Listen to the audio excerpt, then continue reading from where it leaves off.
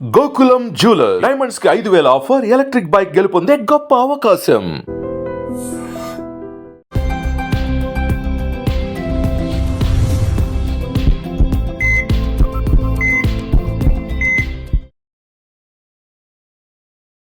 Welcome to iDream. నేను మీ భవ్య. ఇప్పుడు మనతో పాటు ఉన్నారు సర్జికల్ గ్యాస్ట్రోఎంట్రాలజిస్ట్ డాక్టర్ శ్రీమన్నారాయణ. నమస్తే సార్, ఎలా ఉన్నారు? సార్, ఈ పర్టికులర్గా తిన్న తర్వాత కూడా చాలా మందికి ఎక్కువగా పెయిన్, స్టమక్ పెయిన్ అనేది వస్తూ ఉంటుంది. అసలు దానికి రీజన్ ఏంటంటారు? జనరల్గా అండి, మనకి ఫుడ్ తిన్న తర్వాతే మనకి యాసిడ్ జ్యూసెస్ అన్ని లివర్ కానీ ప్యాంక్రియాసిక్ జ్యూసెస్ కానీ రిలీజ్ అవుతాయి. ఓకే. సో మనం తిన్న తర్వాత stomach juice, liver juice, pancreatic juice, intestine యొక్క మూవ్మెంట్ స్టార్ట్ అవుతుంది. సో తిన్న తర్వాత పెయిన్ ఎందుకు వస్తుంది అంటే ఈ నాలుగిట్లో ఎక్కడ ప్రాబ్లం ఉన్నా మీకు తిన్న తర్వాత పెయిన్ వస్తుంది యాజ్ ఎ సింపుల్గా. సో ఫస్ట్ మనం పైనుంచి కనుక మన బాడీలో కనుక పైనుంచి కనుక స్టార్ట్ చేస్తే పేషెంట్ తింటాడు, ఫుడ్ స్టార్ట్ చేస్తాడు. స్టార్ట్ చేయగానే ఒక 15-20 మినిట్స్లో అతనికి పెయిన్ వస్తుంది. ఫస్ట్ ఎక్కడ మన ఛాతీ కింద మంటలాగా కానీ లేకపోతే బ్లోటింగ్ సెన్సేషన్, టైట్నెస్ లాగా అనిపించింది అనుకోండి, అతనికి మనము అల్సర్స్ ఉన్నాయని చెప్తాం. ఓకే. అల్సర్స్లో టైప్స్ ఉంటుందండి. స్టమక్లో ఉండే అల్సరా, డ్యూయోడనంలో ఉన్న అల్సరా. దానికన్నా ఏంటంటే మనం పెప్టిక్ అల్సర్ అని చెప్తాం, అంటే గ్యాస్ట్రిక్ అల్సర్ అని చెప్తాం యాక్చువల్గా అన్నమాట. ఇది ఒక కండిషన్. సెకండ్ థింగ్ ఏంటంటే గాల్ బ్లాడర్లో స్టోన్స్ ఉన్నా కూడా పేషెంట్కి తిన్న తర్వాత రైట్ సైడ్ రిప్సిక్ కింద నొప్పి వస్తుంది. లైక్ రైట్ సైడ్, ఎస్, కరెక్ట్గా రైట్ సైడ్ రిప్సిక్ కింద. మనకి లివర్ అయితే ఎక్కడైతే, ఇప్పుడు లివర్ ఎక్కడ ఉందో అందరికీ తెలుసు యాక్చువల్గా. సో లివర్కి కింద ప్లేస్ అనమాట గాల్ బ్లాడర్ ఉంటుంది. ఎందుకు అంటే మనం తిన్న తర్వాత గాల్ బ్లాడర్లో ఉండాల్సిన జ్యూస్ డైల్యూట్ అయ్యి మనకి లివర్ డ్రైనేజ్ పైప్ సిస్టంలోకి పుష్ చేస్తుంది. అక్కడి నుంచి మనకి ఇంటెస్టైన్లోకి వస్తుంది. సపోజ్ మీ గాల్ బ్లాడర్లో స్టోన్ ఉంది అనుకోండి, ఆ పుష్ చేసే టైంలో స్టోన్ వచ్చి మనకి గాల్ బ్లాడర్ యొక్క ఎగ్జిట్ పాయింట్ దగ్గర బ్లాక్ చేస్తుంది. సో తిన్న తర్వాత గాల్ బ్లాడర్ పెయిన్ వచ్చింది అనుకోండి, రైట్ సైడ్ రిప్సిక్ కింద పెయిన్ వస్తే పేషెంట్కి మనకి గాల్ బ్లాడర్లో స్టోన్స్ ఉన్నాయని చెప్తాం. సో నేను ఎందుకు ఇంత స్ట్రెస్ చేయాల్సి వస్తున్నామని జనరల్గా పేషెంట్ కొంతమంది, ఇప్పుడు మనకి 90% పేషెంట్స్ హైదరాబాదు లేకపోతే కొంచెం మెట్రో సిటీస్లోకి వచ్చే టైంకి స్కాన్స్ అవన్నీ అయిపోయి ఉంటాయండి. అయిపోగానే వాళ్ళు కంప్లైంట్ చెప్పరు. ఫస్ట్ కేషీట్ మా ముందు పెట్టేసి రిపోర్ట్స్ చూపించడం మొదలు పెడతారు. మీ కంప్లైంట్ ఏమున్నాయంటే అందులో ఉంది సార్ అని, లేకపోతే ఆ డాక్టర్ ఇలా అన్నాడు కదా అని చెప్పేసి. మనము ఒక ప్లేస్కి ఎందుకు వచ్చాము, మన ప్రాబ్లం సాల్వ్ చేసుకోవడానికి, రిపోర్ట్ని సాల్వ్ చేయడానికి కాదు కదా. అలాంటప్పుడు మీరు రావాల్సిన అవసరం ఏంటి క్యాబిన్కి? మీరు రావాల్సిన అవసరం లేదు ఓపీకి. ఫస్ట్ మన సమస్య చెప్పి డాక్టర్ అడిగితే అప్పుడు పాత రిపోర్ట్ చూపించినా మన సమస్య చెప్పామనుకోండి, ఫస్ట్ డాక్టర్కి ఒక ఐడియా వస్తుంది. ఓకే, ఈయనకి గాల్ బ్లాడర్లో రాయి ఉండే ఛాన్సెస్ ఉంటుంది. మీ ప్రాబ్లంకి నేను అనుకున్న సొల్యూషన్ గాల్ బ్లాడర్లో రాయి ఉండే ఛాన్స్ ఉంటుంది. అప్పుడు కనుక నేను అల్ట్రాసౌండ్ రిపోర్ట్ చూసినా చేపించినా, ఇప్పుడు మీ కంప్లైంట్ నేను అనుకున్నది గాల్ బ్లాడర్లో ఉన్న స్టోన్ సేమ్ ఉందనుకోండి, నేను మీకు గాల్ బ్లాడర్ సర్జరీ చేస్తే మీ పెయిన్ తగ్గుతుంది అని చెప్తా. మీరేమో పెయిన్ ఎక్కడో చెప్తారు, రిపోర్ట్ ఏమో వేరేగా వస్తుంది, మనం హిస్టరీ చెప్పరు, నేను సర్జరీ చేసేస్తాను మీ పెయిన్ తగ్గదు. అది ఏం చెప్తారంటే సర్జరీ అయిపోయింది కదా సార్, పెయిన్ తగ్గలేదు. అసలు నువ్వు పెయిన్ ఎక్కడ ఉందని చెప్పావు ఫస్ట్. సో అందుకనే ఎప్పుడైనా మనం డాక్టర్ దగ్గరికి వెళ్ళినప్పుడు ఒక 2-3 మినిట్స్, బికాస్ వీఆర్ పేయింగ్, అంతే కదా, ఇదేమి సర్వీస్ సెక్టర్ కాదు.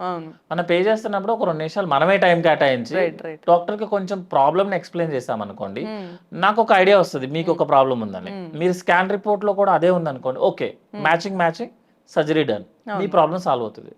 అందుకని గాల్ బ్లాడర్లో స్టోన్ ఉన్న వాళ్ళకి కూడా తిన్న తర్వాత పెయిన్ వస్తుంది. అది రైట్ సైడ్ రిప్సిక్ కింద. కొంతమందికి ఏంటంటే ఛాతికి బ్యాక్ సైడ్ కి వెళ్తుంది, అంటే మన బ్యాక్ సైడ్ సేమ్ అదే ఏరియాలో బ్యాక్ సైడ్ కి వెళ్తుంది. Right side, not left side, right side అదే ఏరియాలో. మన బాడీలో నుండి సపోజ్ హార్ట్ పెయిన్ అంటే హార్ట్ ఏరియాలో ఉంటుంది, లంగ్ పెయిన్ అంటే ఆల్మోస్ట్ లైక్ లంగ్ ఎక్కడ ఉందో ఆ ఏరియాలో ఉంటాయి. కొన్ని ఏరియాలో మైగ్రేటింగ్ పెయిన్, రేడియేటింగ్ పెయిన్ అంటాము. గాల్ బ్లాడర్ ఎక్కడ ఉంటే పెయిన్ కూడా అక్కడే ఉంటుంది. కొంతమందికి కొంచెం బ్యాక్ కొంచెం ఫ్రంట్కి వెళ్తుంది, బట్ కామన్ గా అక్కడే ఉంటుంది యాక్చువల్లీ. కొంతమంది ఏం చేస్తారంటే నావెల్ కి కింద ఎక్కడో చూపిస్తారు పెయిన్ అని, స్కాన్ లో గాల్ బ్లాడర్ లో స్టోన్స్ ఉంటాయి, సర్జరీ చేయించుకుంటారు, పేషెంట్ కి పెయిన్ తగ్గదు. అందుకని క్లియర్ గా మనం history important, reports important actually. కొంతమందికి ఏంటంటే తిన్న తర్వాత అతను మోషన్ కి వెళ్ళడం మొదలు పెడతాడు, దాన్ని మనం IBS ప్రాబ్లం అంటారు. అంటే స్టమక్ అప్లోడ్ డౌన్లోడ్ అని థియరీ అనమాట. మనం ఫుడ్ తీసుకుంటే సమ్ ఫుడ్ డౌన్లోడ్ అయిపోవాలి, అది మనం ఉన్న రూల్ అనమాట. బట్ ఏజ్ పెరుగుతున్న కొద్దీ ఆ రూల్ మన CNS, మన బ్రెయిన్ ఆపుతుంది ఆ రూల్ని. కొంతమందికి ఆ రూల్ యాక్టివేట్ అవుతుంది, దాన్ని ఐబిఎస్ అని చెప్తాము. ఎందుకంటారు సార్ అట్లా ఏజ్ని బట్టి? అది ఏజ్ని బట్టి మన సోషల్ బిహేవియర్ కదండి. ఇప్పుడు మీరు అన్నం భోజనం చేస్తారు, భోజనం చేస్తే బాత్రూమ్కి వెళ్తే బాగోదు కదా. ఓకే. సో అందుకనే మన బాడీ కంట్రోల్ చేస్తుంది ఆ మూమెంట్ని. మనం చిన్నప్పుడు ఉన్న మూమెంట్స్ అన్ని పెద్ద అయిన తర్వాత చేయట్లేదు కదా.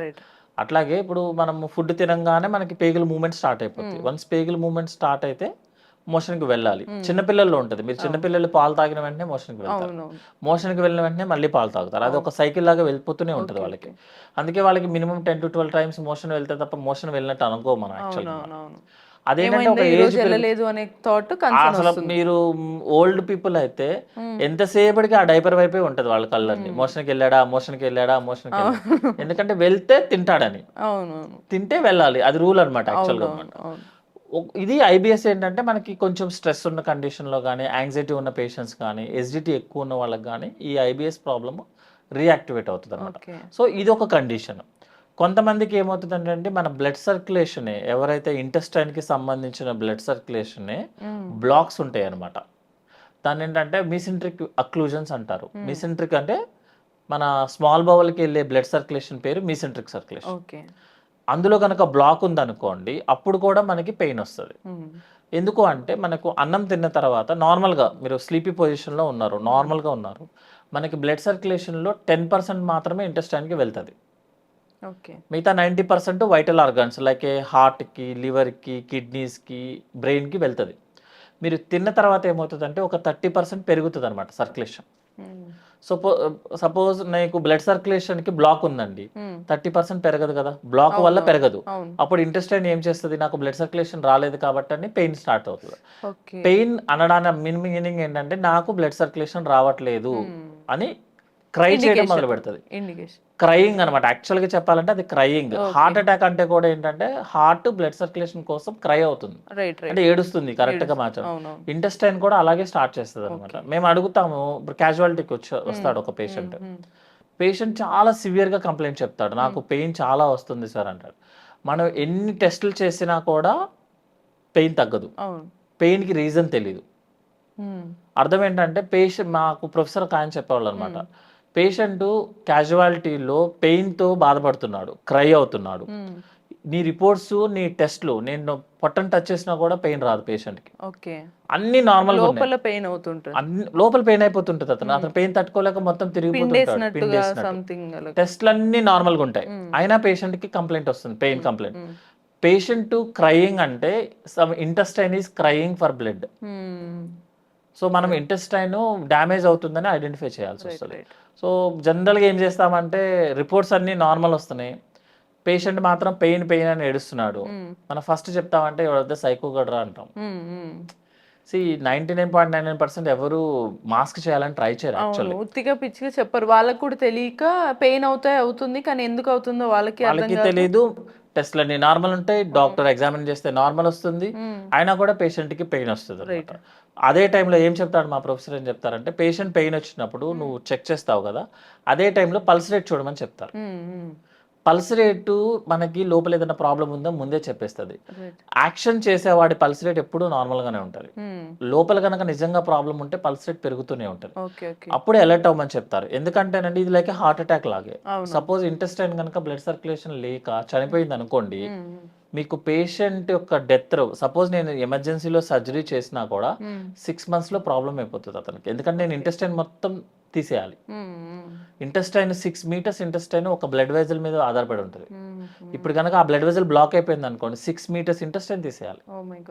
అతను తీసిన తర్వాత నార్మల్ పేషెంటే, కానీ తినడానికి ఉండదు, తాగడానికి ఉండదు. అందుకని ఏంటంటే ఎవరైనా సరే తిన్న తర్వాత నాకు పెయిన్ ఎక్కువ వస్తుంది అని మనం అలర్ట్ చేసినప్పుడు ఏంటంటే హిస్టరీ అడగాలి. History very important. వాళ్ళకి కనుక మనం బ్యాక్గ్రౌండ్లో చెక్ చేస్తే ఏంటంటే అంతకుముందు ఇలాంటి కంప్లైంట్లు వస్తాయి, మోషన్ కూడా బ్లాక్ కలర్లో ఉంటుంది అతనికి అప్పుడప్పుడు. సో హిస్టరీ అనేది 99% మన ప్రాబ్లమ్ని సాల్వ్ చేస్తుంది. అట్లా కాకుండా డాక్టర్ కి చెప్పాలి, మనం పర్ఫెక్ట్ గా ఈవెన్ దో మనకి ఇబ్బంది అనిపించినా కూడా మనం హిస్టరీ కరెక్ట్ గా చెప్పాలి. మొహమాటం లేకపోయినా, ఇప్పుడు మన యూరిన్ మన మోషనే కదా, మనం చెక్ చేసుకోవడంలో తప్పలేదు. సో డాక్టర్ కనుక మనం క్లియర్ గా చెప్పామంటే ideas will go in other way.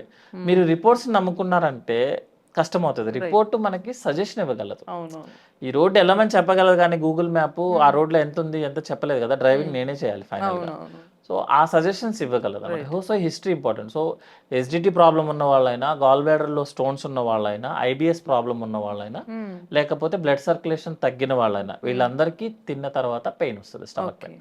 But ఒక్కొక్కరికి ఒక్కొక్క రీజన్ లో వస్తుంది. సపోజ్ ఇంటెస్టైన్ ప్రాబ్లం ఉన్న వాళ్ళు అనుకోండి, అతనికి బొడ్డు చుట్టూ పెయిన్ వస్తుంది యాక్చువల్లీ. అతను ఏంటంటే ఆల్రెడీ అతను చూడంగానే మనకి బాగా వెయిట్ లాస్ అయ్యే ఉంటాడు, ఎందుకంటే ఇది ఒక రోజు వచ్చిన ప్రాబ్లం కాదు. సో పేషెంట్ చూడంగానే ఫస్ట్ వెయిట్ లాస్ అయిపోయిన పేషెంట్, ఎమాసియేటెడ్ అయిపోయిన పేషెంట్ లాగా అనిపిస్తారు. ఈ బేస్ చేసుకొని మనం టెస్టులు రాస్తాం. ఆ టెస్టులో వచ్చిన డయాగ్నోసిస్ ప్రకారం మనం సర్జరీకి వెళ్ళాం అనుకోండి, మీ కంప్లైంట్ తగ్గుతుంది. లేకపోతే నేను సర్జరీ రిపోర్ట్కి చేస్తాను, మీ పెయిన్ మీ దగ్గరే ఉంటుంది. సో సింపుల్ గా ఈ ఇష్యూస్ మీరు చెప్పినట్టుగా ఫైనల్ గా ఈ ఏవైతే ఇష్యూస్ ఉంటాయో దాన్ని బట్టి వాళ్ళకి ట్రీట్మెంట్ వస్తుంది. అది ప్రాపర్ గా చెప్పాలి, ఎక్కడ నొప్పి వస్తుంది, ఎలా అనేది కంపల్సరీ చెప్పాల్సిందే. ఈవెన్ డాక్టర్ వినకపోయినా సరే మనం చెప్పాల్సిందే. దాంతో పాటు ఒకవేళ ఈ వీటన్నిటికి మెయిన్ రీజన్స్ ఏవైనా సరే, ఇంటెస్టైన్ ఇష్యూస్ కి సంబంధించిన ఈ అన్ని ఇష్యూస్ కి ప్రధాన కారణం ఏమై ఉంటుంది సార్? వాళ్ళు ముందే అది రాకుండా ఉండాలంటే జనరల్గా అండి, గాల్ బ్లాడర్లో స్టోన్స్ ప్రాబ్లం అయితే ఇంతకు ముందు అయితే మనము ఫిమేలు, ఎక్కువ fertile female, 40 years age group, బాగా ఫ్యాటీ ఉన్న వాళ్ళకి వచ్చేదని చెప్పేవాళ్ళం. ఇప్పుడు మేము 3 years బాయ్కి చూస్తున్నాము, 100 years గర్ల్కి చూస్తున్నాము. సో ఒక ప్రాబ్లం, ఎందుకంటే గాల్ బ్లాడర్లో స్టోన్ ఏంటంటే కాన్సన్ట్రేటర్ ప్రాబ్లం. గాల్ బ్లాడర్ కనుక దాని పని దాన్ని చేయలేదు అనుకోండి, స్టోన్స్ ఫామ్ అయిపోతాయి.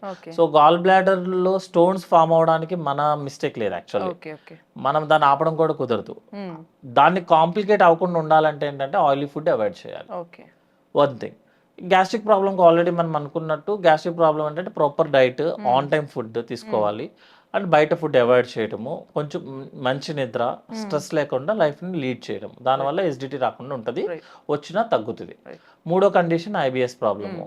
బ్రెయిన్ని బాగా యాక్టివ్గా ఉంచితే మనీ వస్తుందో లేదో తెలియదు కానీ ఇంటెస్టైన్ మూవ్మెంట్ మాత్రం వస్తుంది. ఓకే, సో దాన్ని ఐబిఎస్ ప్రాబ్లం. సో ఇది రావడానికి కారణం బ్రెయిన్. దాన్ని కొంచెం నార్మల్ ఏదైతే ఎంతవరకు అయితే అవసరమో అంత యూజ్ చేసుకుంటే బెటర్. ఐన్స్టీన్ లాగా వాడేస్తానంటే కష్టం అవుతుంది అనమాట, ఐబిఎస్ వచ్చేస్తుంది అనమాట. సో ఎందుకంటే ఐబిఎస్ ఉన్న వాళ్ళ పేషెంట్స్ వాళ్ళండి అట్లీస్ట్ 10-15 ఎండోస్కోపీలు, కొలనోస్కోపీలు, 20-30 మంది హాస్పిటల్స్ తిరిగేస్తారు. మనకు వచ్చేదంతా పెద్ద పెద్ద ఫైల్స్ పట్టుకొని వస్తారు. ఆ ఫైల్స్ చూడంగానే చెప్పేస్తాము ఆ పేషెంట్ ఐబిఎస్ పేషెంట్. అతను మాట్లాడే విధానంలోనే తెలిసిపోద్ది నువ్వు ఐబిఎస్ పేషెంట్. నువ్వు మీరేమన్నా చెప్పండి, అతని డైట్ నేను బాగా కంట్రోల్ చేస్తాను సార్, నాకు టెస్ట్లు అన్ని చేశాను, అన్ని నార్మల్. ఫేస్ మాట్లాడే విధానంలోనే అర్థమైపోతుంది అతను ఎంత టెన్షన్ తో మాట్లాడుతున్నాడు. సో ఆ టెన్షన్ లేకుండా ఉంటే మీకు ఐబిఎస్ రాదు. అంటే క్లియర్ గా మెంటల్ టెన్షన్ అనేది ఇండైరెక్ట్ గా మన ఇంటెస్టైన్ మూవ్మెంట్ ఎక్కువ చేసేస్తుంది. ఫోర్త్ వన్ ఏంటంటే మనకి బ్లడ్ సర్క్యులేషన్ తగ్గడం వల్ల, యాక్చువల్ గా కొలెస్ట్రాల్ ఎక్కువ ఉన్న వాళ్ళు, స్మోకింగ్ చేసే వాళ్ళు, ఆల్కహాల్ తీసుకునే వాళ్ళకి ఆ ప్రాబ్లం వస్తుంది. కొంతమందికి వితౌట్ దట్ కూడా వస్తుంది. సో మనం మన చేతుల్లో ఉన్నంత వరకు క్లియర్ చేయగలం కానీ మన దాంట్లో. వీళ్ళకి ఏంటంటే diabetic control, hyper tension, smoking చేయొద్దండి అని చెప్తాము, రెగ్యులర్ గా ఫాలో అప్ చేసుకోమని చెప్తాం. నెక్స్ట్ ఫ్యాటీ మీల్ ఎక్కువ తీసుకుంటే ఎక్కువ సర్క్యులేషన్ కావాలి యాక్చువల్లీ. సో ఫ్యాటీ మీల్ తక్కువ తీసుకుంటే ఏంటంటే తక్కువ బ్లడ్ సర్క్యులేషన్ తో సరిపోతుంది, వాడికి పెయిన్ రాదు యాక్చువల్లీ. ఒకవేళ అయినా కూడా పెయిన్ వస్తుంటే సర్జరీ ప్రొసీడ్ అయిపోమని చెప్తాం. గాల్ బ్లాడర్ స్టోన్స్ కి మీకు పెయిన్ ఉన్నా లేకపోయినా better to go for surgery. ఎందుకంటే మీకు ఫ్యూచర్ లో ప్రాబ్లం క్రియేట్ చేస్తాయి అనమాట. అది కూడా సింపుల్ సర్జరీ వల్ల కాంప్లికేట్ అవుతుంది. ఎవరికి అవుతుంది, ఎప్పుడు అవుతుంది అనేది we don't know, nobody knows what will happen. చాలా మంది ఓపీకి రాగానే ఇంకో సంవత్సరంలో చేయించుకోవచ్చు అని అడుగుతారు. నాకు ఎట్లా తెలుస్తుందండి? ఈ రోజు మీరు వచ్చింది సింపుల్ ప్రాబ్లమ్ తో, రేపు ఏమవుతుంది అనేది మనకు తెలియదు కదా. సో ఇవన్నీ చేస్తే లైఫ్ అనేది పీస్ఫుల్ గా ఉంటుంది. రైట్. సో ఎగ్జాక్ట్గా ఏం చేస్తే మంచిది, ఏం చేయకపోతే మంచిది అనేది సార్ మనకు చాలా క్లియర్గా చెప్పారు. మీకు కూడా ఇటువంటి మరిన్ని ఇన్ఫర్మేషన్స్ తెలుసుకోవాలంటే keep watching I dream. Sir, one life lesson what medicine has taught you. Whatever you can do without expecting. But I really believe మన పాజిటివ్ యాటిట్యూడ్ ఉంటేనే మనం ఏదైనా సాధించగలం. గట్ని మనం కరెక్ట్గా డీల్ చేసినట్లయితే అది మనకి పాజిటివ్ హార్మోన్స్ని రిలీజ్ చేస్తుంది. షుగర్ వచ్చిన వాళ్ళ పరిస్థితి ఏంటి? పొట్ట దగ్గర పెరిగితే దాన్ని ఆండ్రాయిడ్ అంటారు, ఆండ్రాయిడ్ ఫోన్ కదా. అసలు థాట్స్ ఎందుకు వస్తాయి? బ్రెయిన్ డెడ్ అంటే దానికి ప్రపంచం అంతా కూడా కొన్ని నిర్దిష్టమైనటువంటి లక్షణాలు. మానసికంగా ధైర్యంగా ఉంటే క్యాన్సర్ జయించవచ్చు. You are a doctor for a cause sir, అంతే. వాళ్ళకి వచ్చిన ఆదాయం కాకుండా ఫ్రీ సర్వీస్ ఎంతమందికో చేస్తుంది.